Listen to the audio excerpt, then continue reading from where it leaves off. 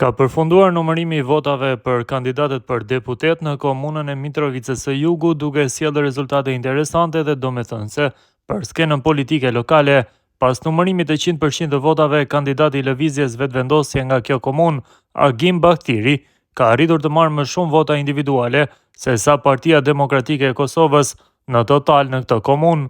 Sipas të rezultateve përfundimtare, PDK-ja në zgjedhjet e 28 dhjetorit ka grumbulluar gjithsej 9.486 vota në Mitrovicën e Jugut, ndërkohë Agim Bahtiri si kandidati vetëm ka marrë 9.648 vota, duke tejkaluar kështu rezultatin e përgjithshëm të Partisë Demokratike të Kosovës në këtë komunë. Ky rezultat konsiderohet i rëndësishëm edhe për faktin se kandidati PDK-s për kryeministër ishte Bedri Hamza, i cili vjen pikërisht nga Mitrovica e Jugut dhe konsiderohet një nga figurat më të njohura politike të kësaj partie.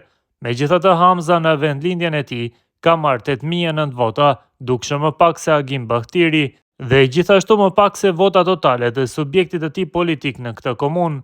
Rezultati i Agim Bahtirit shihet si një tregues i mbështetjes së fortë që ai gëzon në Mitrovicën e Jugut, duke pasur parasysh edhe angazhimin e tij të mëparshëm politik dhe pozitat që ka mbajtur në nivel lokal dhe qendror. Mbështetja e madhe për Bahtirin gjithashtu reflekton trendin e përgjithshëm të rritjes së votës për lëvizjen vetëvendosje në disa komuna të vendit.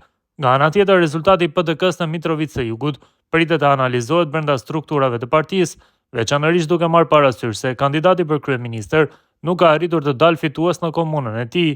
Komisioni Qendror i Zgjedhjeve pritet që në ditën e vijim të certifikojë rezultatet përfundimtare, ndërsa subjektet politike tashmë kanë nisur vlerësimet e para për ecurinë e tyre në këto zgjedhje.